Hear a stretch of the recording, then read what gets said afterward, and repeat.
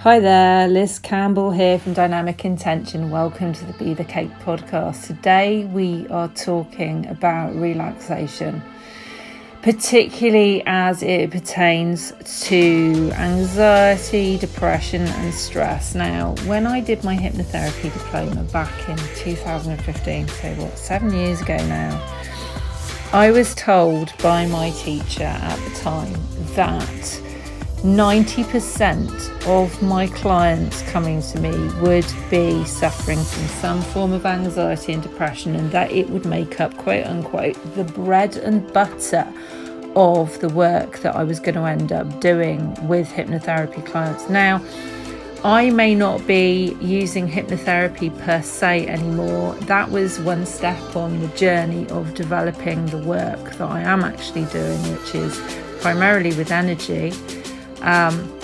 But I would say that when I look around me at everybody I know on social media, everybody in the world, especially after this 2 years that we've had of the global pandemic, that the statement that anxiety and depression would make up the bread and butter of my work back then really doesn't surprise me. I see people around me suffering really horrendously, and one of the things that I have discovered along the way with the work that I've been doing is that essentially anxiety and depression are functions of the nervous system when it is out of balance and when we are overwhelmed by everything that's going on and we don't understand how to cope with it, is probably the best way of putting it.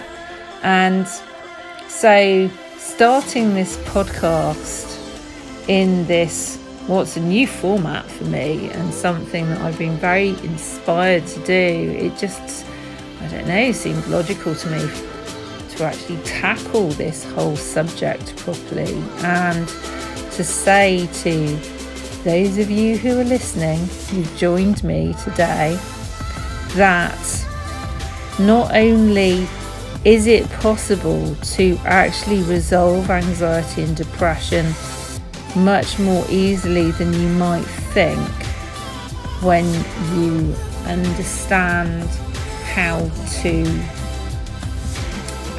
actually work with it and how it works, if that makes any sense.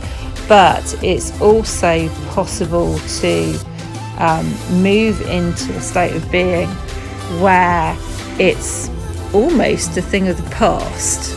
I speak from my own experience here. I've had some interesting times over the past few years. I could talk about that time I moved to Mallorca. Okay, so I moved to Mallorca back at the beginning of 2017 with my partner. Apart from he decided that it wasn't going to be possible for him to work in Mallorca, so he was going to spend most of his time in the UK. And so I had basically organised renting this big old house.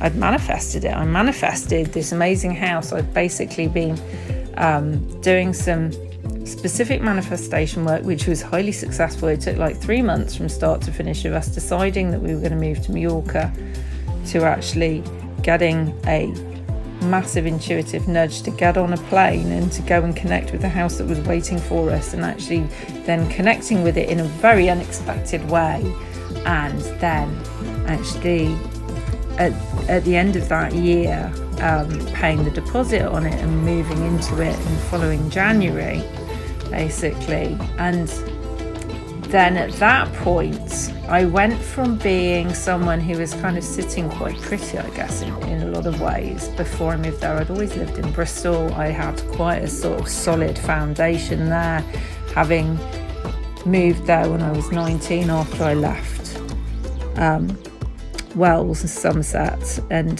had a little period actually where I'd been sofa surfing for a bit before I moved into this house in Bristol, and then made my home there and lived in the city. Apart from the period where I went travelling around Southeast Asia, I lived in the city for that whole period from when I was 19 up until literally until 2019, so like 3 years ago now, I guess, or 2.5.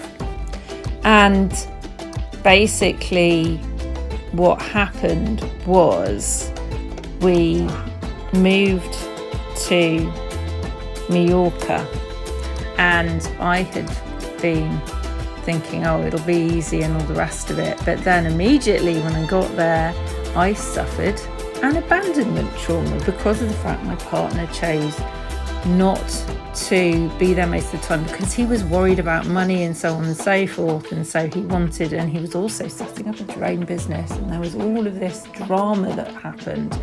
And I ended up revisiting the abandonment trauma of my childhood, where my parents split up and my dad effectively ran away, as his own words. This is something we've sat down and talked about. And I had an interesting relationship with my mum, but anyhow, like the relationship with my mum is by the by. I was always a daddy's girl. I felt abandoned by my dad. That's something that has been completely resolved and something we've completely healed between us, and it's beautiful. He's one of my best friends in a lot of ways. I love him dearly, and all of the stuff that happened in the past is now, a memory rather than anything that's emotionally unsettling for me. But when my partner wasn't around, I ended up revisiting all of the abandonment trauma. And even though I was in this beautiful 5-bedroom villa with a saltwater pool and a huge garden, and it was close to the sea, and there was a snorkeling spot around the corner, and we had the zona verde at the end of our garden, literally, and we had just on paper an idyllic life that I'd actually managed to manifest out of nowhere, I felt completely lost, and I started getting really stressed, and I felt really anxious, and I actually had the first panic attack of my life actually when I was living there, coming back on a bus from Palma one day, and I started feeling really strange, tight-chested, dizzy, panicky, thirsty, didn't know what to do with myself, kind of felt, I don't know how to describe it, I felt like a cornered cat, and I was on the long bus ride back from Palma to Santa Ponza, so there was nowhere I could get off. I also really needed the toilet, which actually made it even worse at the time. And it was with great difficulty that I actually managed to not freak out completely while sat on this bus ride, which was over an hour for what in a car would have taken no more than 15 minutes. And then when I got off the bus at the bus stop that was closest to my house, I then had to walk across the Zona Verde, up the path that went past my neighbour's house and into my house, and obviously run for the toilet. But I then, after I'd done that, I just basically ran out into the garden. I just lay down on the grass and tried to ground myself. And I can remember at the time just being like feeling completely overwhelmed and really, really glad to be home, but also completely like puzzled as to what on earth was going on. That was the only time in my life I've ever had a panic attack. Now, when I was doing my hypnotherapy diploma, I learned a lot about what causes panic attacks, basically, because there was a strong neuroscientific, neurobiological element to the training that I did in solution-focused hypnotherapy. I actually understood the mechanics of a panic attack, even though I had never had one. So I did know the theory of what was going on, but that didn't actually help me to cope with it when I was having it. But what I will say now is that when you have a panic attack, it is a symptom of having dealt with, but not fully processed, a lot of stress and a lot of pressure, which has been exacerbated by, I'm going to say, negative thinking. Now, what I don't want to do here is demonize negative thinking, because in actual fact, most people's brains are wired to actually expect the worst quite a large amount of the time. And this is to do with the fact that our amygdala, which is part of your occipital lobe, which is at the back of your head, it's actually located in the occipital lobe, and it's at the top of your brain stem, along with your hypothalamus and your hippocampus. That whole area of your brain is what you call the mammalian brain, or some people call it the reptilian brain. It's generally regarded, or it has been regarded, as being the less developed part of your brain, but it's actually, that part of your brain is like the security guard of your consciousness and your perceptions in your body. And that's the part that either allows in or tries to dismiss stuff. It's also the part that reacts to perceived danger. And essentially, if you are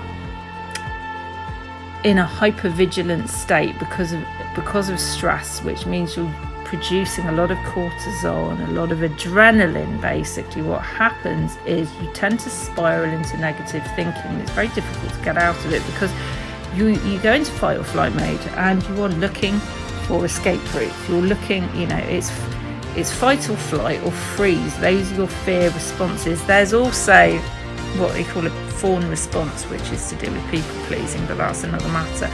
All of these developed because back in the days when we lived in primitive conditions, very primitive conditions, hundreds of thousands of years ago on the planet, that all of that stuff was necessary from a survival point of view. If you encountered something that was truly dangerous in the world, such as a saber-toothed tiger or a polar bear or something along those lines, some kind of predator that was a threat to your life, would cause this fight or flight response. Your adrenaline would get elevated, and then you would have the energy to run the fuck away, basically.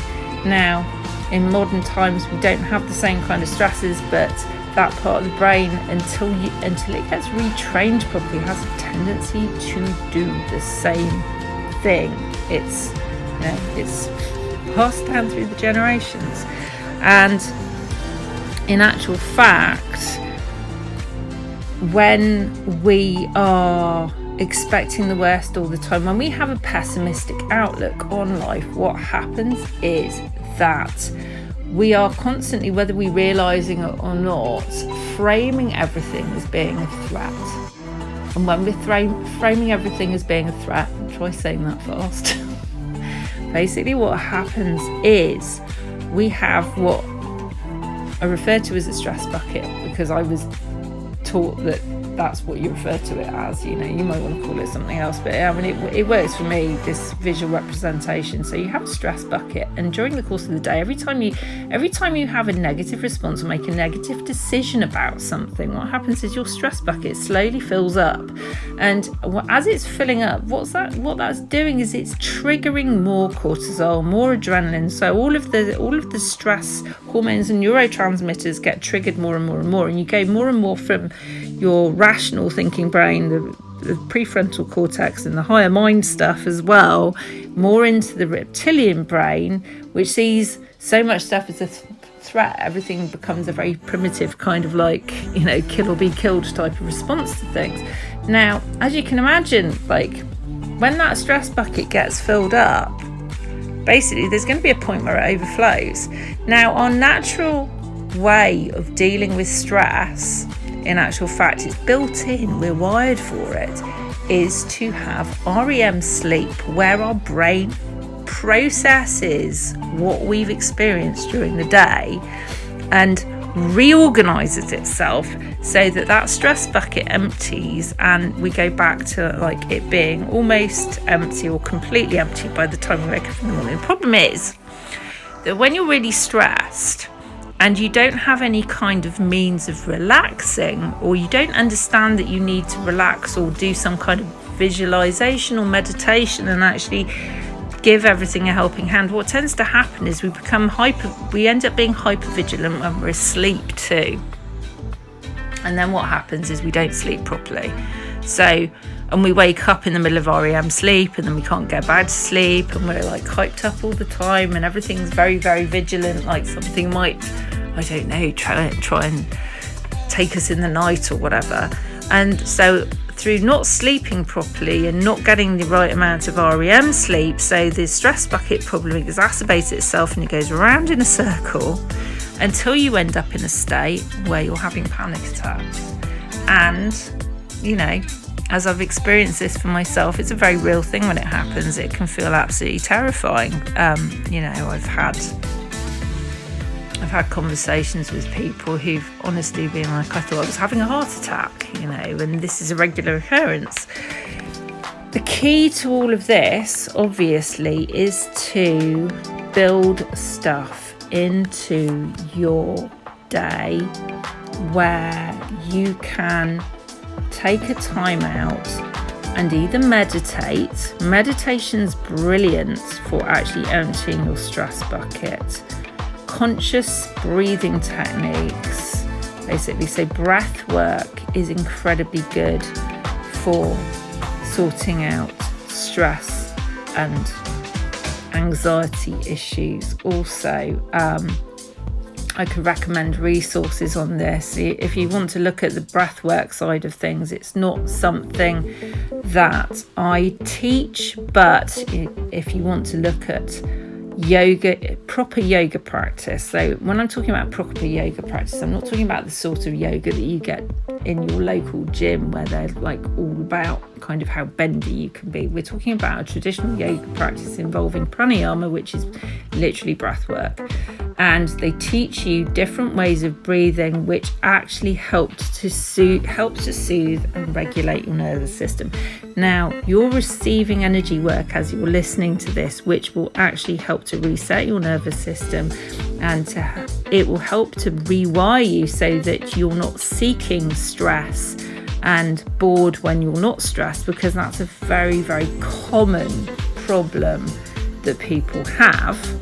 Okay, it is super common. It's something I used to suffer from, where if there wasn't a load going on, I wasn't feeling almost slightly overwhelmed by things, I would actually seek things to overwhelm me because I would feel bored and twitchy. It's kind of a bit like being ADD, but it's based in getting so used to the stress hormones that your body becomes addicted to them.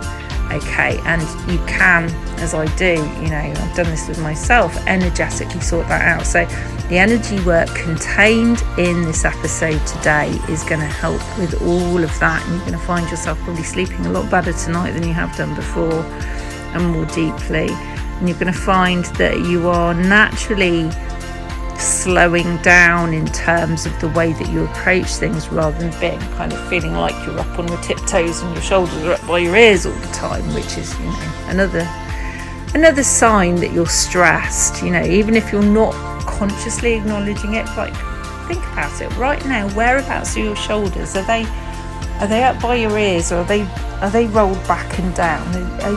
Is your neck tense? You know, what's going on around your shoulders and your neck? Do you feel loose and flexible in that area, or are you all seized up?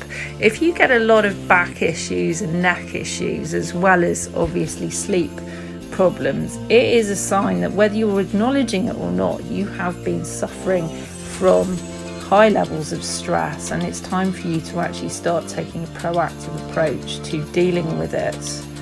Okay, and it doesn't matter what the stress is being caused by. The key with all of this is to actually acknowledge in the first place the fact that there is perhaps more stress than your body's coping well with, and what can you do to alleviate that, to show some love to your body and actually step back from the stress and give it the relaxation it needs. I will also say as well, for those of you listening on SoundCloud or via some other app that doesn't include visuals, I will put a link to my hypnotherapy relaxation track, which I recorded back in 2015 when I was doing my diploma. I will put that somewhere in the vicinity of this. If you're on YouTube, it will be in a bit below. I always call it that, just a bit below. You click on the little arrow that points down, and the drop down box comes up with all the links and things, and so you can look on that, link you to that so you can connect with that, and you can run that on a nightly basis before you go to sleep, and that will help you sleep better, and it will help to start alleviating and emptying the stress buckets so that you can actually function better during the day and feel less panicky about life. I would also say to you as well, if you have really severe issues with this, then obviously there are lots of different routes that you can take in terms of working with mental health professionals to help sort this stuff out. It might be that you want to find yourself a hypnotherapist or some kind of counsellor or someone who teaches EFT or something like that, or you might actually decide that you want to learn more about working with energy, and if you do in fact want to learn more about working with energy, you're very welcome to connect with me. Send me an email.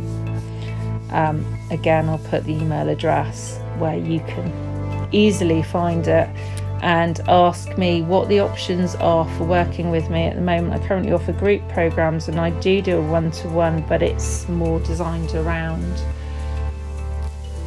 creating the life that you desire rather than stress. But the group program basically is I go into dealing with all of these things, as well as manifestation, creation, working with energy to create, working with energy to sort out the issues that you perceive yourself to have. And I'm saying the issues you perceive yourself to have because very often what we don't see when we see ourselves as having issues is actually we don't see the gifts that are held within those issues, and very often we'll see the gifts quite a long time in the future. And hindsight is a beautiful thing, right, where we basically look at experiences we've gone through that felt really gnarly at the time and actually realise that they were a training ground for us, that they taught us amazingly valuable things, that they were trying to direct us towards our life purpose, even though it didn't really seem like it at the time. You know, I've certainly experienced enough of that myself, but you know, the whole point of all of this is that we are all on this planet at the moment, whilst we've been experiencing all this stress, all of this difficulty, you know, throughout the pandemic, you know, hijacked nervous systems, hijacked by the media headlines and all of the other stuff. There is actually a huge amount of wealth in the experiences that we've had that you might not be seeing the value of yet because you haven't tapped it, but it's there. Trust me on this. It is, regardless of whether you understand that to be true and actually have come to that realization for yourself or not, there is huge wealth in everything that we've just been through in terms of self-awareness, awakening, realization, direction and guidance. And look at the fact that a huge amount of people decided to jack in their jobs and become self-employed and so on and so forth as a result of this pandemic, because they realised that they weren't fulfilled. They realised that there was something more out there for them and they wanted to connect with it, and they just didn't know what it is yet, and so on and so forth. And in actual fact, as you start to realise the gifts within the shit sandwich, as I like to call it, you start to realise that maybe, just maybe, everything's perfect even when it doesn't look it.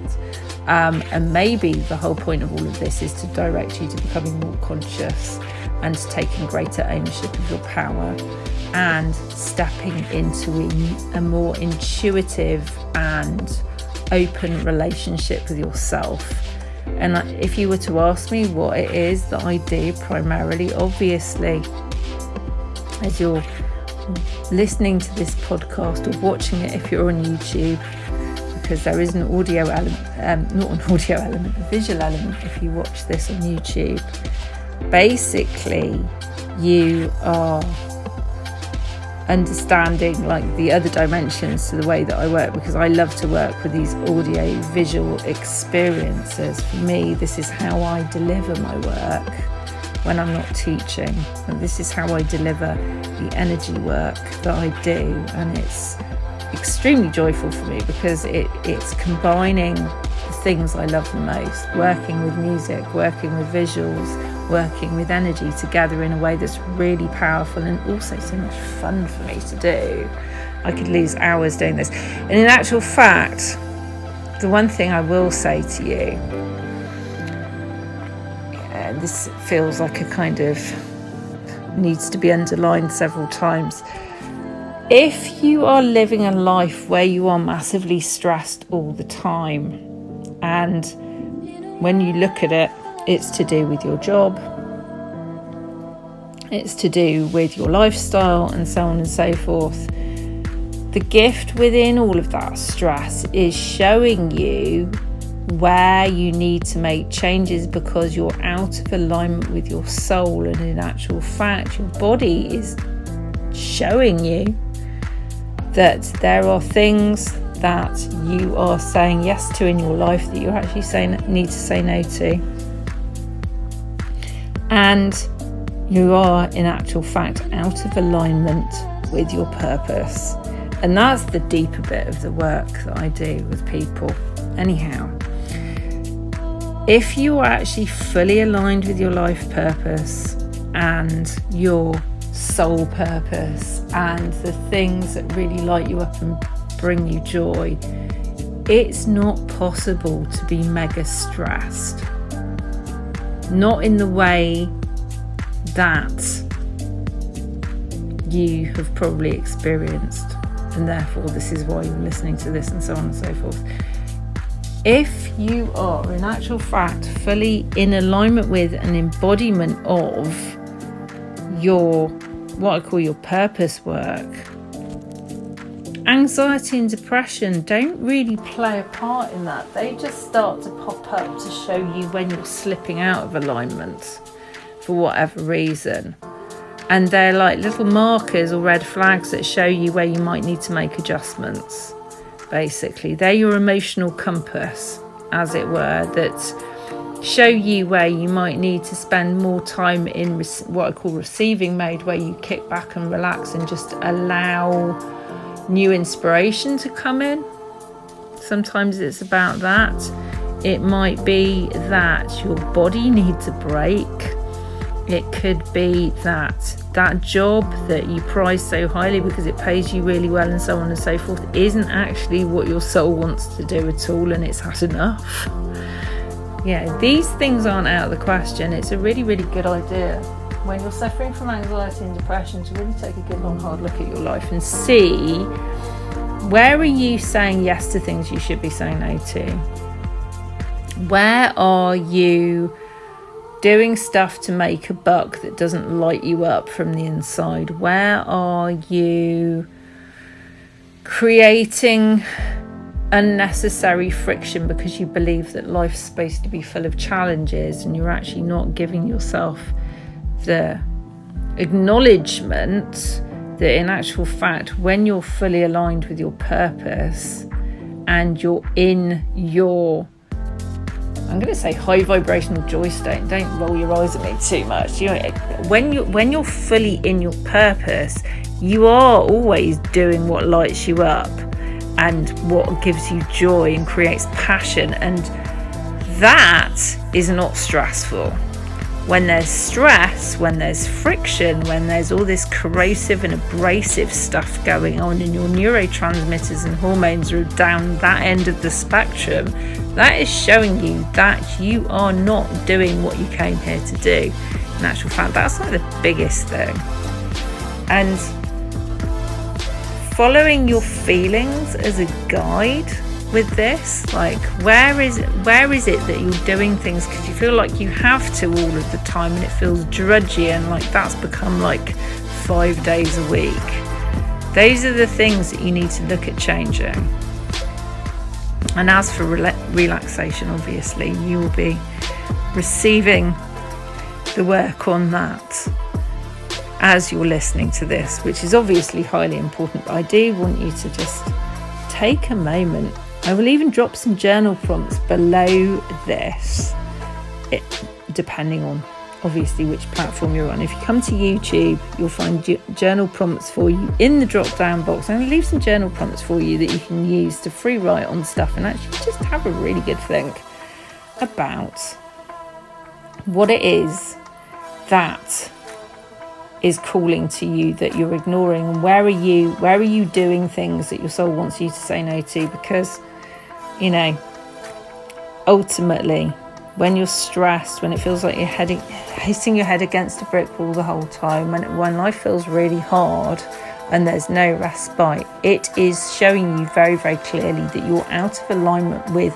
what it is that your soul actually wants. You might be in alignment with something, but it's not what your soul wants. You might be in alignment with what your parents wanted for you, what your school decided you should do, or whatever, but like, that's not actually what you're here for. And it's so, so, so important to recognise the fact that ultimately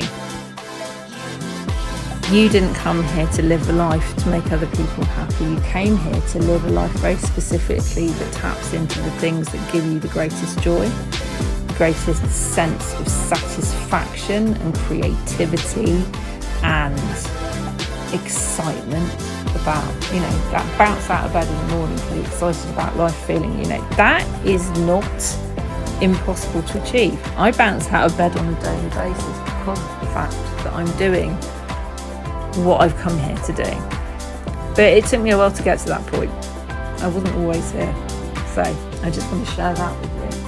And ultimately, you know that if you are, and I'll say this right now, if you are in a position where you feel unself-actualized and unself-realized, that is automatically going to up your stress levels and make you feel out of sorts. Obviously, there's varying degrees of that. When you are in alignment, when you are on purpose, when you feel good about life and yourself, stress, anxiety, depression, these things start to fade into the distance. I'm not saying that you would never be stressed ever again. You know, sometimes there's certain life events that happen that, you know, just generally tend to be quite stressful, like moving house or, you know, getting married, all of, you know, the typical kind of milestone things that happen, like illness in the family, all of that stuff. Ultimately, of course, those things are going to put a heavier load on you, but it's so much easier for you to cope with if the work that you're doing is actually what lights your soul up. At least, like, the stressful things get balanced out, right? And that's the important thing. It's also important to understand, you know, you're not a human doing, you're a human being. Bit of a cliche, but it's true. Yeah, it's important that you fit time in to your day every day to meditate, to relax, to actually just, you know, if you need to just stare at the ceiling and not speak and do nothing, or go and, I don't know, sit and commune with a tree or whatever. And I will say right now, when you're super stressed and you don't know what to do and maybe you can't settle down to meditate, if the weather's not horrible, my big recommendation, because nature has this brilliant way of calming things, is to take yourself off to your local park and go and sit down next to a tree and lean against a tree trunk and let the energy of the tree and the energy of the ground, because there is something called free earth electrons. If you ground yourself by sitting directly on the ground, or you can earth yourself by taking your shoes off and socks off and barefoot on the grass, but it might be a bit cold for that. But just sit on the ground and lean against a tree and close your eyes and do some deep breathing. You will find it massively helps you, because the free earth electrons, actually what they do is they calm down all of the shit that's going on with your nervous system that's causing the fight or flight, and bring you into a state of relaxation. Highly, highly, highly recommend that. Failing that, obviously, the hypnotherapy relaxation track that I'm linking for you is also really, really good idea. Anyhow, I'm hoping that you found all this helpful. I'll be back next time, she said enigmatically, with episode 2, where we'll be talking about something else. I don't know exactly what yet. I'm going to see what it is that wants to come through me, that needs to be said, that needs to be communicated. I'm sending you lots of love. Thank you for joining me.